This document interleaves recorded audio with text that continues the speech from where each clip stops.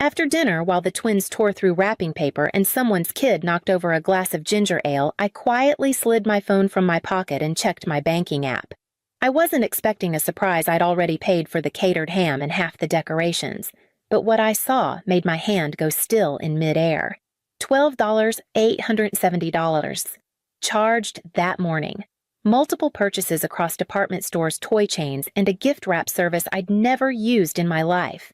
I stared at the breakdown like it might change. It didn't. I looked up from my phone and asked softly, but clearly, who used my card? Across the table, my father Frank swirled the wine in his glass, not even looking surprised. We voted, he said. Calm, casual, like I'd asked if the stuffing was dry. Sitting beside him, my mother Linda kept her eyes fixed on her plate. We figured, Frank continued, since you don't have kids, and everyone else does, it made sense that you'd take care of the presents this year. At the far end, my sister Monica didn't even blink. She just sipped her wine while her 3 boys ripped open iPad boxes, the same ones I now realized I had unknowingly paid for. Around the room, there were shrugs, guilty glances, and silence. My cousin Megan looked like she might say something, then didn't. I cleared my throat. You used my emergency card without asking. That was for Mom, for emergencies, not Barbie dream houses and Nerf rifles. You always say you don't mind helping, Linda mumbled, barely audible. Helping, I laughed once. Helping is when someone asks. This was coordinated. This was theft. Frank shrugged. It's just money, Catherine. You've got more than the rest of us. Why make a big deal? I scanned the table. 12 people. Half of them hadn't spoken to me all year unless it was to ask for a favor or a loan, and now they'd decided I was Santa Claus with a salary. You're unbelievable, I said, standing. Sit down, Monica snapped. Don't ruin the kids' night. Oh, don't worry, I said, reaching into my coat pocket for my phone. I'm not going to ruin the mood. Frank raised an eyebrow. What's that supposed to mean? I met his eyes. It means you're going to love what comes next. He laughed. Actually laughed like I'd just bluffed and lost. He didn't laugh the next day. You don't wake up one day and realize your family sees you as a wallet. It happens slowly, quietly, like water seeping under the floorboards. You don't notice the rot until your feet fall through. It started after my divorce. I was 42, newly alone, and for the first time in my life, steady. I'd worked my way into a hospital administration role. Nothing glamorous, but it paid on time, came with benefits, and didn't keep me up at night. I didn't have kids. No one needed me at home. I think that's when it began. At first, it was framed as kindness. Monica was between jobs and needed help with school supplies. Megan's car broke down the day before an interview. My cousin Greg had a root canal and no dental plan. I sent money always with a little note. Hope this helps. No need to pay back. They never did. Then it grew. Braces for Monica's oldest. Shopify fees for Megan's side hustle, a bath bomb business she ran for 6 weeks before giving up. Groceries, rent, vet bills. When Uncle Greg's gallbladder flared up, I paid his ER bill in full. No one asked if I could afford it. They assumed. And I let them. Because back then, I told myself this was what families did. We showed up. We supported. We made things easier for each other. But over time, something shifted. They stopped saying thank you. Stopped checking in between requests. I became the emergency contact, the late-night transfer, the babysitter who never got invited to birthdays. One Christmas Eve, I had the flu fever chills, the kind that makes the tiles in your bathroom spin. I texted Mom that I couldn't make it. She replied, "Okay, but can you still send gifts? The kids are counting on you." I remember sitting on the cold floor, wrapped in a blanket, and thinking, so this is what I am to them. A delivery system with a bank account. What really broke something, though, came the next day. Monica posted a photo of her tree presents piled high with a caption that said, "We do it all for the kids." Do it all? I hadn't been invited. I hadn't even gotten a thank you. I didn't say anything. I just looked at the photo then at my phone and thought, they don't even pretend to include me anymore. They just expect me to show up as a credit line. 3 months before Christmas, I took Monica's youngest, Lily, to the bookstore. She's 6, bright-eyed, always drawing on napkins and receipts.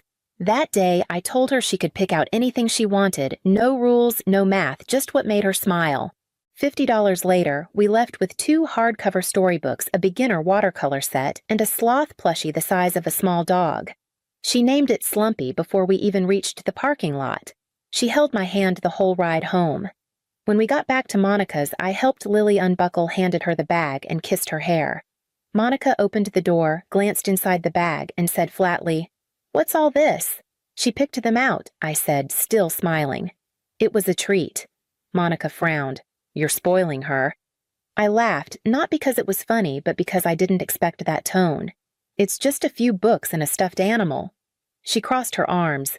"You think being the fun aunt means giving her whatever she wants." Before I could answer, she added, "Maybe spend less on toys and more on a personality."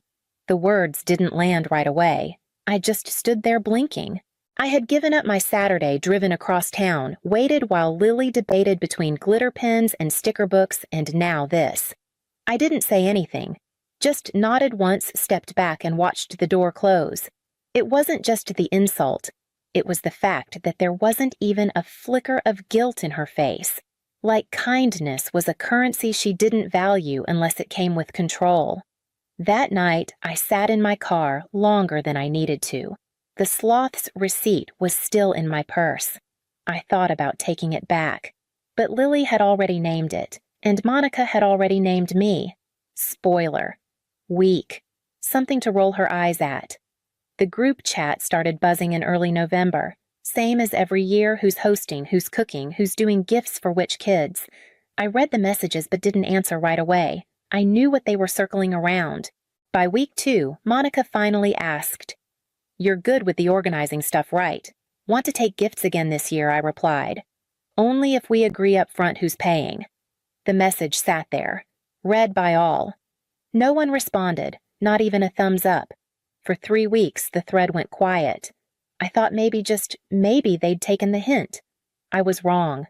The first charge hit the Monday before Christmas, a toy retailer 2 states away, then another, and another. Department stores, electronics chains, a gift service with same-day delivery, all of it neatly itemized in my banking app, none of it authorized. It wasn't until I scrolled to the bottom that I recognized the card number. Not my usual one, the old backup I'd given Mom almost 8 years ago. Back then, it was for emergencies. Medication, groceries, gas if the car stalled. She'd promised to keep it safe. Apparently, she'd kept more than the number. 5 different shipping addresses appeared on the statement, none of them hers. Megan, Monica, Aunt Elaine. Someone even shipped a giant bounce house to a cousin's backyard in Indiana. They hadn't forgotten to ask me. They'd planned not to, and I could see it now, the whole operation. Quiet text chains behind my back. "Try this number, I think it still works." Purchases split so it wouldn't trigger alerts. Using a card I hadn't touched in years because they knew I wouldn't see it right away. It wasn't just disrespect, it was coordination, and what chilled me most wasn't what they bought. It was how sure they were I'd never push back. That night I didn't sleep, not because of guilt, I wasn't there yet, but I wasn't angry either, not the kind of anger that burns and fades. What I felt was colder, steadier, like clarity settling into my bones. I lay there in the dark, playing every scene back in my head. The laughter, the shrug, Monica saying, "You'll survive." Dad calling it a vote, like my money was a family resource, like not having children made me public property. By dawn, the hesitation had drained out of me like poison. If they wanted to treat this like democracy, then fine. Let's vote. I opened my laptop. Subject line, holiday contribution changes. Body effective immediately. I'm stepping away from all financial support related to our extended family. That includes, but is not limited to, Christmas gifts, birthday gifts, minors or adults, school tuition contributions, mortgage bridges, emergency Venmos, bailouts for vet bills, car repairs, or streaming subscriptions. If you've already spent money using my cards, expect a chargeback. If you've saved or shared my information without my consent, expect legal contact. You voted. I'm voting back. Merry Christmas. The childless one. I read it 3 times, not to edit, just to feel it. Then I hit send. One message. sent to every number in the family thread. Monica, Megan, Aunt Elaine, Uncle Greg, even my mother, every one of them who'd smiled in my face while taking what I never actually offered. Then I powered off my phone. It took 7 hours and 16 minutes before I turned it back on. The notifications nearly cracked the screen. 53 missed calls, dozens of voicemails, texts that ranged from stunned to screaming. My cousin threatened to sue me for emotional harm. My mother said she was heartbroken. Dad left 12 messages, the last one just a single sentence. Please, for the love of God, don't do this. But it was already done. The chargebacks were in motion. The backup card was frozen. The holiday train they'd hitched to my name derailed. And for the first time in years, I didn't feel like the one left behind. I felt like the one who got out. Monica showed up the next evening. No warning, no call. Just the sound of her engine in my driveway and her knock at the door, sharp but uneven. When I opened it, she was already crying.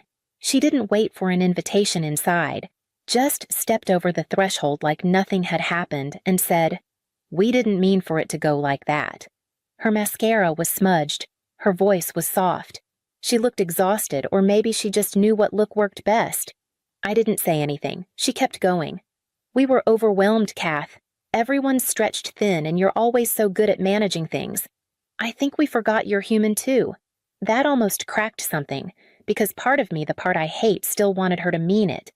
"I never wanted to make you feel used," she added. None of us did. She hugged me before I could object, a quick, clumsy press of shoulder against shoulder. I let it happen. Not because I forgave her, I didn't, but because some part of me still hoped someone might finally say, "We're sorry. We were wrong." She left 30 minutes later. I made tea and sat by the window trying to decide if that had been real. An hour after that, I got an alert from my bank. Someone was trying to reset access to my online account. I froze. Then I checked the device ID. It was Monica's. The reconciliation was a script. The hug was a prop. The tears were currency. She hadn't come to apologize. She came to test the lock. I called the bank, changed every password, froze the last remaining backup card, flagged the attempt as fraud. And then I sat very still in my kitchen tea gone cold and let the final thread snap. They didn't want me back. They wanted what I had. 3 days later, they came together. My mother, Linda, wearing the same beige coat she's had since I was a teenager. My father, Frank, jaw tight like he was chewing his words before he let them out. And Monica, arms crossed, mouth twisted like she'd bitten into something sour and decided I was the flavor. They were waiting on my porch when I pulled into the driveway. I sat in the car for a moment, letting the engine tick before killing it. I wasn't surprised. I was just tired. I opened the door. "Say what you came to say." Linda jumped in first. "We didn't mean for it to happen like this." I didn't answer. "We just thought," she continued, "you'd be okay with helping. You've always been the one we could count on." "You didn't ask," I said. "We shouldn't have had to." Monica snapped. "It's family. We do what needs to be done." I looked at her. "What you mean is, I do what needs to be done." Frank raised his hand like he was calming a meeting. "This has gone far enough. The chargebacks are causing chaos. Just reverse them. Let's move on." I almost laughed. "You want me to pretend none of this happened?" He frowned. "Think about how this looks. People will say you turned your back on your family over a few gifts." "No," I said, "they'll say I finally grew a spine." Monica rolled her eyes. "You're acting like we drained your entire savings. You make 6 figures, Catherine. You'll survive." And that, I said, stepping closer, is exactly why this ends now. They didn't speak. "You treat me like I'm your wallet with a casserole. I show up, pay up, clean up, and then I disappear until the next crisis." Linda's voice cracked.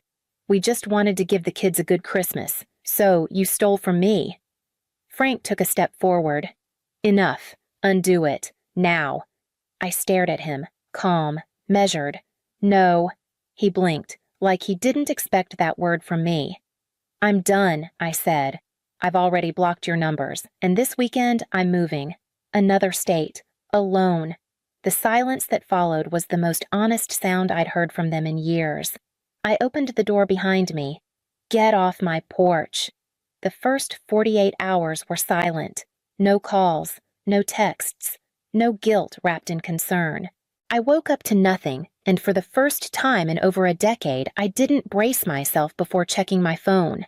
I made coffee, sat on the floor beside half-packed boxes. The morning light filtered through bare windows, warm and indifferent. No one needed me. No one expected anything. It was beautiful. I went to the store and bought a new shower curtain, chose one I liked, not one that matched the guest towels I kept for people who never stayed. I picked groceries based on cravings, not head counts. I remembered what it felt like to shop without planning around someone else's needs. That night I turned my phone to Do Not Disturb, not because I was avoiding anyone, but because I finally knew no one would come knocking. The stillness wasn't empty. It wasn't hollow or sad. It was mine.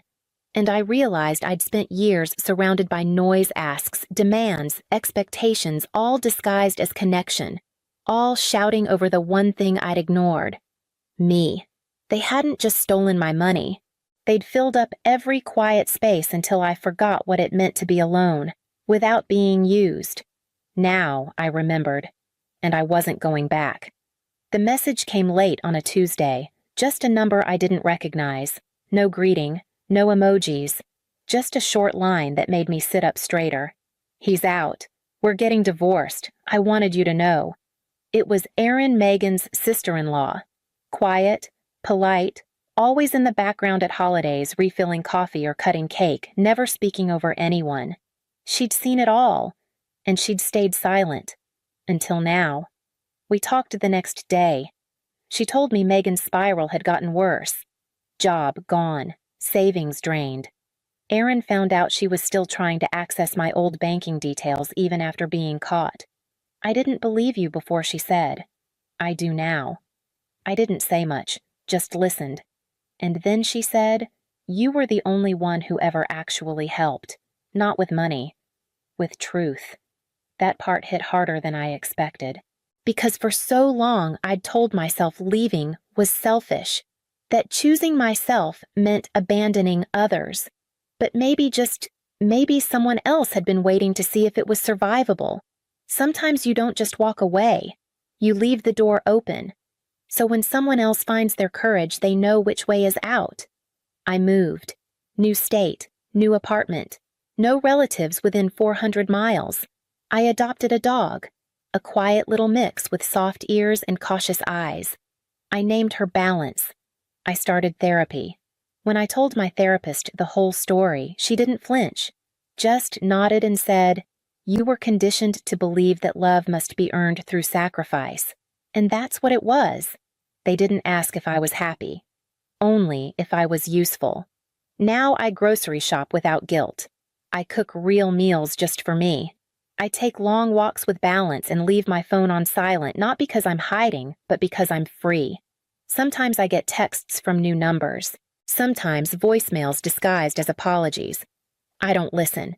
I renamed the old family group chat before I left. This card has permanently closed. Then I hit leave chat. They didn't lose me. They lost access. I know what you might be thinking. Maybe you've been called selfish for setting a boundary. Maybe you've been told family helps family right after they helped themselves to your silence. Or maybe, like me, you were the one who always showed up with the check, with the casserole, with the ride to the airport, and no one ever asked how you were getting home. We're taught that love means giving. But no one warns you what happens when you give so much that you disappear. So if you're still listening, not because you're curious, but because something in this story felt too familiar, then I want to say this: you're not cold for walking away. You're not cruel for saying enough. You're not broken just because you finally chose yourself. They'll say you changed. Maybe you did. But sometimes change is the first honest thing you've done in years. So tell me, have you ever been the one who gave until there was nothing left of you but your name on the group card? You don't have to explain. Just leave a dot. I'll know what it means. And maybe someone else will too. The Columbus skyline glitters beyond the rooftop restaurant's windows, each light a tiny star in my personal universe of disappointment.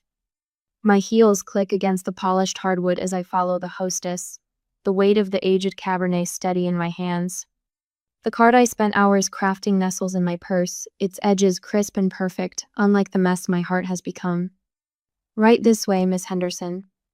The hostess's voice carries the practiced warmth of upscale service. She guides me toward the private dining room I selected 3 months ago, when hope still colored my world in softer shades. I smooth my dress, a careful selection that cost more than I usually spend. The fabric whispers against my skin as I move, a quiet reminder of all the times I've dressed up for family occasions, seeking approval that never quite materializes. The private room opens before us like a stage set for a play I've performed too many times. Crystal glasses catch the light from artisan fixtures I chose myself. The table settings gleam, each plate precisely positioned on the crisp white cloth. 20 pairs of eyes turn toward me as I enter. Logan's gaze meets mine, cold as February frost. My brother raises his hand, and my steps falter. This table's for family only, sis. The wine bottle grows heavier in my grasp. Blood rushes to my face as he gestures toward a metal folding chair near the exit, set apart from the celebration like a dunce seat in grade school. Silence spreads across the room like spilled wine. Mother's lips twist into her nervous smile, the one that appears whenever she's choosing Logan's side. Father chuckles, the sound hitting me like small stones. Bailey, Logan's fiancée, glances between us. Confusion flickers across her features, but she says nothing. Her silence speaks volumes about the stories Logan must have told her. My fingers tighten around the bottle's neck until my knuckles match the tablecloth. The room tilts slightly, and memories flash through my mind like an old slideshow. Covering Logan's rent when he couldn't make payments, co-signing his car loan. Paying for the trade school program he never finished. The engagement gift in my purse suddenly weighs 1,000 pounds. A vintage watch I found at that little shop in German Village, the kind Logan always admired but never saved up to buy. The irony tastes bitter in my mouth. Without a word, I cross to the folding chair. The metal creaks as I sit, a discordant note in the symphony of fine dining. The wine bottle finds a home beside my purse on the floor, its deep red contents unlikely to ever grace their glasses. Mother's gaze skitters away when I meet it. I hold my spine straight, refusing to slouch despite the chair's awkward angle. The conversation around the table resumes, voices too loud, laughter too bright. Logan commands the room like a conductor, his hands gesturing as he tells another story about his latest business venture.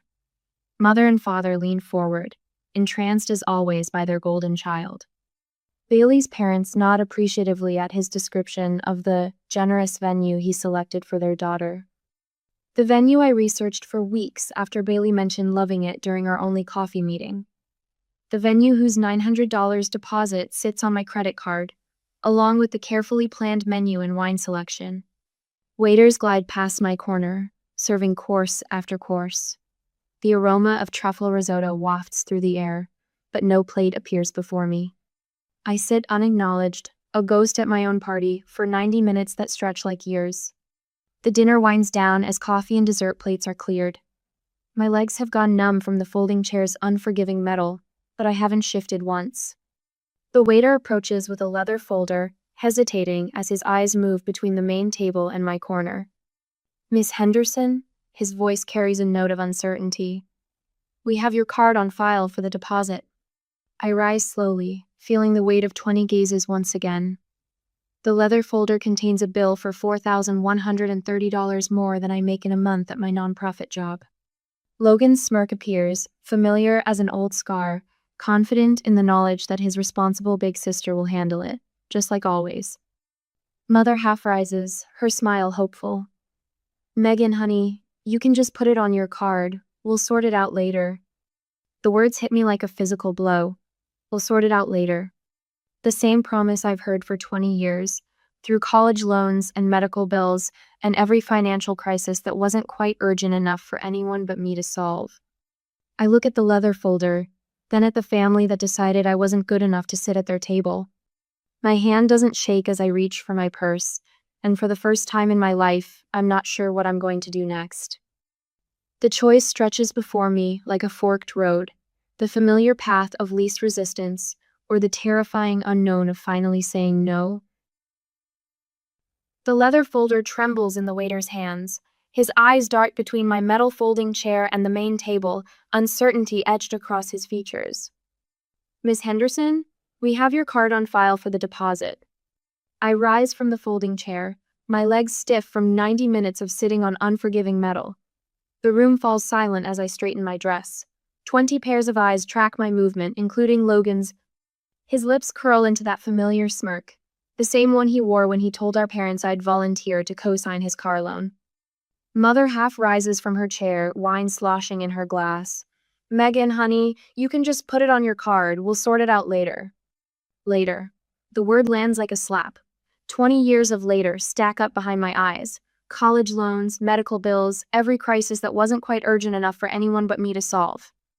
The leather folder contains a bill for $4,130. More than I make in a month at my nonprofit job. My fingers brush against the vintage watch in my purse, the one I'd carefully selected for Logan. The perfect engagement gift, now a perfect joke. I was told this wasn't the family table. My voice carries across the silence, steady and clear. I won't be paying for a party I wasn't invited to be part of. Bailey's father pushes back his chair. Wait. His face reddens as he looks between Logan and me. Megan paid for this venue?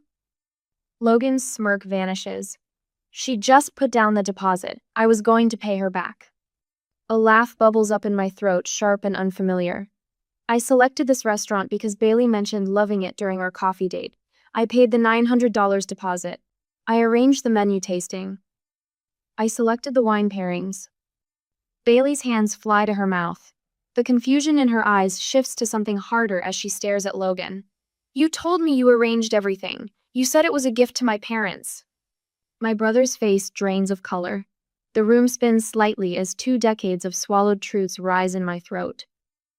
I selected this venue 3 months ago, made sure they could accommodate Bailey's mother's dietary restrictions. Chose these light fixtures because Bailey loves artisan glass. My voice doesn't shake, but apparently I'm not family enough to sit at the table. The silence spreads like spilled wine across white linen. Father's fork hangs suspended between his plate and mouth. Mother's nervous smile has vanished. I collect my purse and the unopened bottle of Cabernet. My heels click against hardwood as I walk toward the exit, head high. The sound echoes through the private dining room like a metronome counting down the seconds. The door closes behind me with a soft click. Through the heavy wood, I hear the explosion of voices. Bailey's father's deep baritone rises above the chaos. You lied to my daughter? My phone buzzes before I reach the elevator. Logan's name flashes across the screen. How could you embarrass me like that? Another buzz. You've ruined everything! A third. This is why we don't include you. The elevator doors slide open. Inside, my phone chirps with a voicemail notification. Father's voice fills my ear. Your mother is crying. I hope you're happy. I step out into the cool October air just as Bailey's name appears on my screen. My thumb hovers over decline before I answer. Megan? Her voice trembles. I need to know something. Did you really refuse to help with the wedding planning? Logan said you wouldn't return my calls. My laugh sounds hollow in the empty street. I have the email thread where I sent him venue options, the screenshots of texts asking when you were free to meet, the receipt for the deposit. He told everyone he paid for the venue himself. Said it was his gift to my parents since they're covering the flowers. Bailey's voice cracks. What else has he lied about? Would you like the spreadsheet of money he's borrowed since college, or just the past year? Silence stretches between us. Then, I can't marry someone who treats family this way. My heart twists, unexpected sympathy blooming for this woman I barely know. Bailey. No. Steele enters her voice. My father's pulling his venue deposit for the wedding. All $5,500 of it. Logan can explain to everyone why. The line goes dead. My phone lights up with a text from Mother. Logan needs you. Don't abandon your brother now. I open my banking app, finger hovering over a specific account. The joint savings account I'd opened with Logan years ago, back when I still believed temporary help meant temporary. The remaining $1,800 glows on the screen, most of it deposited from my paychecks. The account name blinks at me. Family Emergency Fund. My thumb trembles over the close account button. The same choice stretches before me that's haunted every family crisis. Walk away from family forever, or try one more time to make them see. Behind me, the restaurant's glass doors swing open. Logan's voice carries across the parking lot. Megan, don't you dare leave that bill. I press close account before he finishes the sentence. I went home. That same night, the bank notification lights up my phone screen at 3 a.m. Logan tried accessing our joint account again. My thumb hovers over the close account button as I sit cross-legged on my bed, surrounded by the ghosts of family photos watching me from their careful arrangements on my walls. Each frame contains a moment I paid for. The beach vacation where Logan forgot his wallet. The graduation party I catered when Mom said the budget was tight. Dad's retirement dinner where I covered the difference between what they planned and what they wanted. The close account screen glows accusingly. $1,800 sits in the balance, most of it mine. My finger trembles above the button until another notification breaks my hesitation. Attempted withdrawal, $1,000, insufficient funds. My thumb presses down. The confirmation appears instantly. Are you sure you want to close this account? The transfer completes with a soft chime. Relief floods through me until someone pounds on my apartment door, the sound echoing through the pre-dawn quiet. The next morning at 7 a.m., Megan, open up. Logan's voice carries through the thin walls. I know you're in there. My heart pounds, but my hands stay steady as I walk to the door. The security chain rattles as I slide it into place before turning the lock. Logan's face appears in the gap, red and twisted. You've destroyed everything. You made that choice at the restaurant. My voice remains level, though my stomach churns. Bailey's having doubts. Her father is furious about the venue deposit. His words tumble out, desperate. You need to call them and fix this. Tell them it was a misunderstanding. The old urge to solve his problems rises up, familiar as a reflex. But the memory of folding chairs stops me cold. No. The single word hangs between us. Logan's mouth opens, then closes.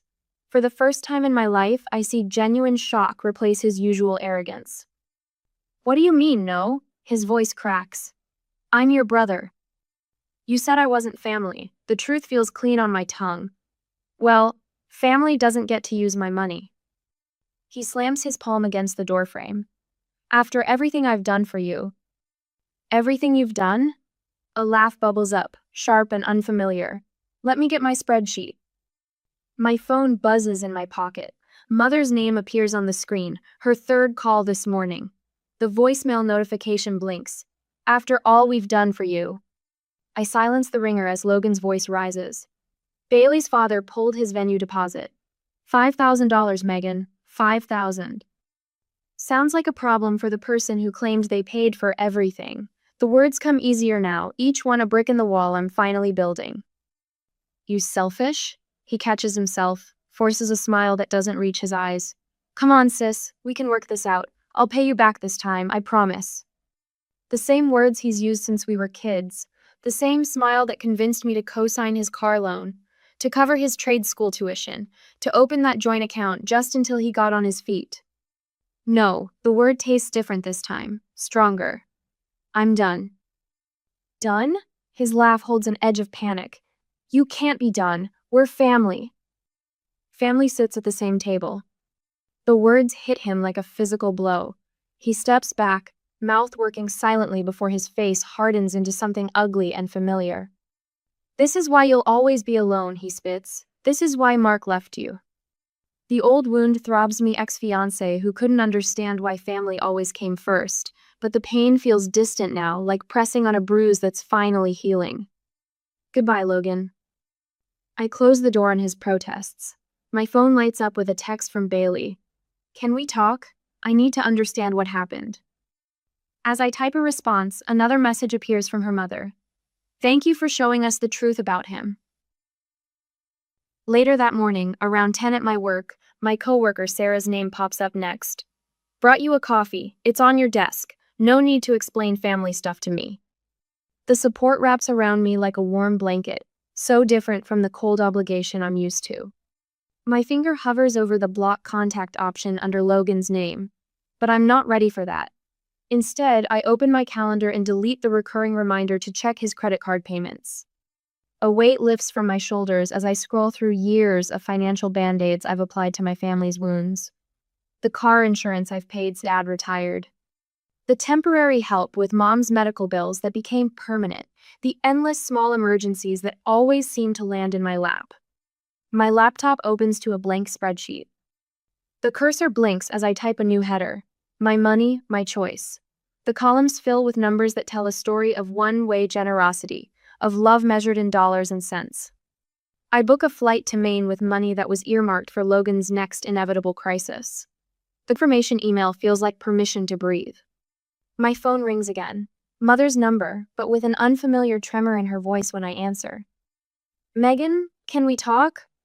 I think of the folding chair, of decades of being the responsible one, of love that came with conditions and price tags. On my terms, I say, not Logan's. The silence stretches between us, heavy with the weight of changing tides. In the quiet, I hear the echo of that metal chair scraping across hardwood, but this time, the sound doesn't make me flinch. Your terms, she whispers, and for the first time, I hear fear in her voice. Fear of losing the daughter they never had to earn. I end the call without promising anything. The morning sun creeps through my window, painting the walls in shades of possibility. I look at the family photos again, seeing them with new eyes. Each one a receipt for love I thought I had to buy. One by one, I take them down. 3 months later at my home, the knock startles me from a documentary about penguins. 3 quick raps, polite but insistent. Through the peephole, my mother stands in the harsh hallway fluorescence, clutching a glass casserole dish like a shield. Her cardigan hangs loose where it used to pull tight across her shoulders.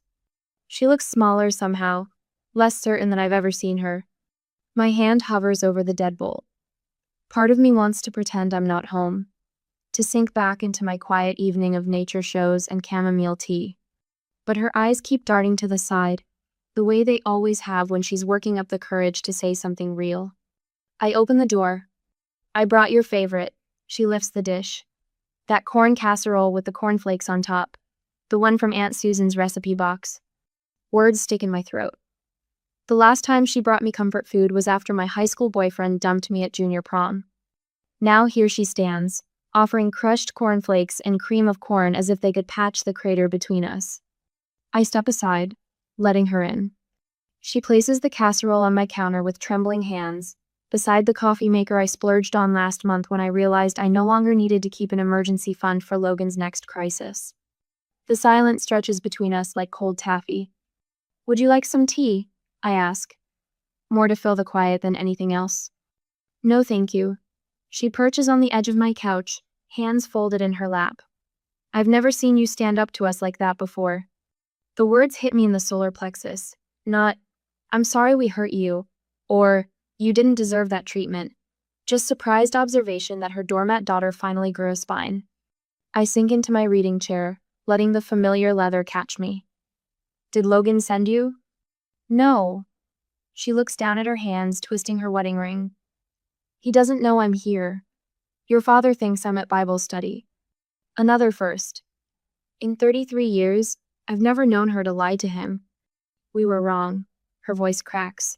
We let Logan treat you like less than family, your father and I. She swallows hard. We enabled him all these years. Tears fill her eyes, not the manipulative ones I've seen so often when she wanted me to cave on something. These carve genuine tracks through her careful makeup. Bailey broke the engagement. She says it like a confession. Permanently. She came by the house yesterday to return some things Logan had left at her apartment. Said she couldn't marry someone who'd treat their sister that way. Called it a preview of how he'd treat her someday. The revelation settles in my stomach like a stone. Not satisfaction exactly. Not quite regret either. Logan moved back home, she continues. He's struggling. Can't find work. Your father won't discuss what happened at the dinner. The whole thing has become this black hole we tiptoe around. She picks at a loose thread on her cardigan. Bailey's parents called everyone who'd RSVP'd yes to the wedding. Told them exactly why it was canceled. Your Aunt Margaret asked if what they said about the restaurant was true, that you paid for everything. I stay silent, letting her fill the space between us. For once, she does. The thing is, Megan, she smooths her slacks, a nervous habit from her teaching days. We need your help. Logan needs direction, maybe some career guidance. You've always been so good with money, with planning. A familiar weight settles on my shoulders, the reflexive urge to fix, to help, to smooth things over. But something new rises alongside it. The memory of that folding chair's cold metal against my back. I'll give advice, I say carefully. But no money. Not anymore. She nods, acceptance replacing the usual flash of disappointment. That's fair. More than fair, really. My phone buzzes on the coffee table. Logan's name lights up the screen, followed by a wall of text. Mom glances at it, then back at me. He had a lawyer friend help draft an apology letter, she admits. Spent 3 hours getting the wording just right. Your father called too, didn't he? Asked you to put this nonsense behind us? I nod. She lets out a tired laugh. Logan told him to make that call. He thinks you'll cave if Dad pressures you enough. You always have before. The words should sting, but instead they settle like the final piece of a puzzle I've been assembling my whole life. Not this time. No, she agrees softly. Not this time. We sit in silence for a moment, the hum of my refrigerator filling the space between us. On television, the penguin parents take turns protecting their egg from the Antarctic wind. Your father and I. She pauses, choosing her words carefully. We're having Thanksgiving at the house next month, just family. I'd like you to come. The invitation lands between us like a live wire. 3 months ago, I would have already been planning the menu, calculating costs, wondering how to cover Logan's share without anyone noticing. I'll think about it, I say. She stands, smoothing her cardigan one last time. That's all I can ask. At the door, she turns back. The casserole. Heat it at 350 for 20 minutes. The cornflakes stay crispier that way. After she leaves, I sit in my quiet apartment, listening to David Attenborough explain how penguin colonies survive the harshest winters by huddling together, taking turns moving from the warmth of the center to the punishing wind of the outer circle. My phone buzzes again. Another message from Logan. I look at the casserole on my counter, my mother's peace offering waiting to be warmed and eaten. The thought of returning to their table twists in my gut, the same table that excluded me, now offered as a path to reconciliation. My therapist's words from our last session echo in my mind. You can redefine these relationships on your terms. The question is, do you want to? The penguin documentary ends. In the darkness of my screen, my reflection stares back at me, wondering if I'm ready to return to the table that once excluded me, now that they're asking me back. The cranberry sauce catches the last rays of November sunlight as I place it on my parents' doorstep. My finger hovers over the doorbell, and the memory of a rooftop restaurant's folding chair presses against my spine. 3 months since I walked away from that bill. 3 months of screening calls and deleting texts. My mother opens the door before I can retreat. You came. Her voice wavers between relief and uncertainty. The walls of the entryway still display the same faded school portraits. Logan's winning smile front and center, my serious face relegated to the shadows. Just for dinner. I step inside, clutching my purse like armor. The house smells of sage and butter, mixed with the sharp tang of anxiety that always accompanies family gatherings. Logan sprawls in Dad's leather recliner, his phone a barrier between us. The empty trade school brochures on the coffee table tell their own story of his latest abandoned plan. He doesn't look up. Dad's stiff nod from the kitchen doorway sets the tone. No hug, no smile. Just judgment wrapped in cologne and a pressed flannel shirt. Traffic must have been bad. We were about to start without you. I left work early. The words snap out before I can soften them. I'm 7 minutes early, actually. Mom flutters between us, hands twisting her apron. Logan was just telling us about a new business opportunity. Something in sales, right, honey? Logan finally glances up, eyes calculating. Yeah. Hey, sis. Speaking of work, you're still at that nonprofit place, right? Dating anyone there? The familiar pivot lands like a punch. Every conversation steered toward what I can. Provide money, connections, solutions to problems they create. Dad clears his throat. You know, Megan, Logan could use some help with his resume. Professional polish, you know. I watch Mom's eyes dart between us, measuring the tension like cups of flour in her recipes. The old pattern unfolds. Logan needs help. Megan provides. Balance restored. Except nothing balances anymore. Dinner's ready. Mom's announcement splits the air. Paul, would you say grace? The dining room table stretches before us, heavy with tradition and unspoken resentments. My usual spot waits the folding chair with the crooked leg, positioned slightly apart from the matching set. 4 decades of muscle memory guide me toward it. Dad's grace drones on about family bonds and gratitude. My fingers trace the metal edge of the seat, cool and unyielding. Like the family rules, Megan gives, Logan takes. Parents enable, repeat until broken. The final amen falls into silence. They wait, knives and forks poised, for normalcy to resume, for me to fold myself small enough to fit their narrative. I stand. The scrape of the folding chair against hardwood splinters the quiet. 3 steps carry me to the cherrywood chair beside Mom Logan's usual throne. I'm not sitting in the folding chair anymore. Dad's fork freezes halfway to his mouth. Logan's face darkens like a storm rolling across Ohio farmland, but I'm not finished. I'll be part of this family as an equal, not a resource. The words flow smooth and clear, practiced in therapy sessions and morning mirror pep talks. No more emergency loans. No more last-minute favors. No more pretending the folding chair is good enough. That's not how family works. Dad's voice carries the weight of decades of unquestioned authority. You've always thought you're better than us. Logan pushes back from the table. Coming in here with your fancy job and your... She's right. Mom's quiet words slice through his tirade. Her hand settles on the tablecloth, fingers spread like she's bracing for impact. We've taken advantage, Paul. All these years, we've taken advantage. The silence swells. Steam rises from the turkey, untouched and cooling. Dad studies his plate like it holds answers to questions he never thought to ask. His jaw works, pride wrestling with truth. Finally, a single nod. Not quite an apology, but the closest he's ever come. Logan shoves his chair back hard enough to rattle the china. The front door slams behind him, vibrating through the walls of the house. Through the window, I watch him pace the driveway, phone pressed to his ear, probably calling someone else to bail him out.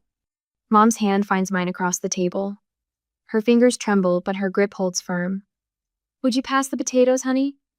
The bowl travels from her hands to mine, then to Dad's. He serves himself, then offers it back to me first, a small gesture that speaks volumes. We eat in a silence that feels different from the tense quiet of past gatherings. This one holds possibility. Later, driving home through streets decorated for Christmas, I count the cost of truth. One brother's rejection, one father's grudging respect, one mother's tentative steps toward change. The math doesn't quite balance, but maybe it doesn't have to. The folding chair still stands in the corner of their dining room, but I won't be sitting in it again. I check the rearview mirror, half expecting to see the old Megan trailing behind the one who would have paid that restaurant bill, who would have helped with Logan's resume, who would have squeezed herself into any space they left her. She's gone. The question settles in my chest as I turn onto the highway. Is a partially healed family relationship better than none at all? The answer whispers beneath my wheels on the asphalt. It depends on who's doing the healing and who's willing to change. My apartment welcomes me with stillness and the soft glow of the lamp I left on. No folding chairs in sight. Just the solid oak table I bought myself, surrounded by 4 matching chairs, waiting for the day I'm ready to fill them with people who see me as I am, not just what I can give. For now, 1 chair, 1 choice, 1 boundary at a time is enough. A year later, the evening sun slants through my dining room windows, casting long shadows across the oak table I spent 3 months saving for. No metal folding chairs mar the landscape of my dinner party, just 8 matching seats, their cushions soft against the backs of people I've chosen to surround myself with. Sarah from the community center raises her wine glass, the light catching the crystal. To boundaries, she announces, and laughter ripples around the table. My mother, standing in the kitchen doorway with a serving dish of roasted vegetables, joins the toast with her water glass. To boundaries, we echo, and warmth spreads through my chest that has nothing to do with the wine. A framed photo on the wall catches my eye, me standing on a rocky Maine beach last summer, arms spread wide, first vacation I'd taken just for myself. Next to it hangs my therapy completion certificate, and beside that, the announcement of my promotion to senior financial manager. No forced family gatherings crowd my calendar these days. Its pages filled instead with coffee dates, community center workshops, and the occasional quiet evening with mom. Megan, these potatoes are incredible, Marcus from work says, reaching for seconds. What's your secret? Rosemary from my balcony garden. I pass him the serving bowl. Though mom added her own touch to them tonight. Mother's cheeks flush with pleasure. She's different now, softer around the edges, less anxious. Our weekly cooking sessions have built something new between us, brick by careful brick. Even Dad joins us sometimes, though he's still learning how to relate to me as a person rather than a resource. Logan's absence hangs in the air like a familiar ghost, but it no longer haunts me. He made his choice when he refused to acknowledge his part in years of financial manipulation. The peace I've made with his absence feels like setting down a heavy suitcase I'd carried too long. The mail slot clicks, and Martha, my elderly neighbor, appears in the entryway waving an envelope. Special delivery came late today, dear. Thought you might want it. The cream-colored envelope bears Bailey's return address. Inside, an elegant wedding invitation nestles against a handwritten note. You showed me what real integrity looks like. I'd be honored if you'd attend. My hand doesn't shake as I check the attending box. No +1 needed. The thought of seeing Logan there doesn't send anxiety spiraling through my stomach anymore. I've earned this steadiness. Speaking of integrity, Sarah pipes up. You should hear what Megan said to my intern yesterday. Poor thing was in tears about her brother demanding she drain her savings for his startup. I fold the RSVP card carefully. I just told her what I wish someone had told me at her age. Your worth isn't measured by what you provide. That workshop you started at the center? Marcus takes a sip of wine. My sister signed up for the next session, said she's tired of being the family ATM. Mother sets down her fork, and I recognize the small notepad she pulls from her pocket, the one she brings to every boundary-setting workshop she attends. Her dedication to understanding, to doing better, fills my throat with unexpected emotion. The conversation flows like wine, warm and easy. These people around my table know who I am beyond what I can give them. No one here would dare suggest I take a metal folding chair while they enjoy cushioned comfort. Later, after the last guest leaves with a container of leftovers, I stand in my kitchen. The dishwasher hums quietly, and moonlight spills across my table where everyone sat as equals. Mother's parting words echo in my mind. I'm proud of who you've become. A smile tugs at my lips as I realize her words, while lovely, no longer determine my worth. I've built my own table, and I decide who sits at it.